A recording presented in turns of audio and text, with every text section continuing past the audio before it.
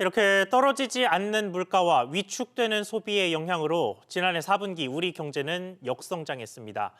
코로나 초창기였던 2020년 2분기 이후 처음입니다. 취재기자 연결해서 자세히 들어보겠습니다. 안지혜 기자. 네, 안지혜입니다. 네, 지난해 4분기 우리나라 국내 총생산 GDP 성장률 어떻게 나왔습니까? 네, 우리나라의 지난해 10월에서 12월 4분기 GDP는 전분기보다 0.4% 감소했습니다. 10분기 만의 역성장이자 코로나19 확산 초기인 2020년 2분기 마이너스 3%를 기록한 이후 최저치인데요. 글로벌 경기 둔화로 수출 여건이 악화되고 인플레이션과 금리 상승에 따른 소비 부진이 주된 이유로 꼽힙니다. 실제로 반도체와 화학제품 등을 중심으로 수출이 6% 가까이 감소했고 GDP의 절반을 차지하는 민간 소비도 3분기와 비교하면 0.4% 줄었습니다.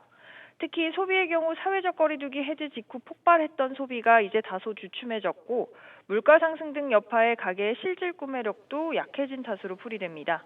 그럼에도 지난 한 해 전체 경제 성장률은 2.6%를 기록하면서 주요국들 대비 비교적 양호했습니다. 네, 연간으로는 양호한 것으로 나오기는 했습니다만 4분기의 추세가 꺾였다는 게 위험한 부분인 것 같은데 앞으로가 어떻게 될지 모르는 거잖아요. 그런데 정부는 올해 1분기 다시 플러스 성장률을 기대한다고 하더라고요.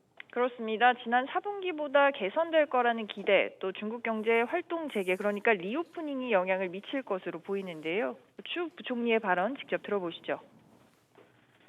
올해 상반기 우리 경제는 세계 경제 위축 등으로 매우 어려운 시기가 될 것으로 전망되고 있습니다만 하반기로 갈수록 세계 경제 및 반도체 업황 개선 등으로 우리 경제도 점차 회복 흐름을 보일 것으로.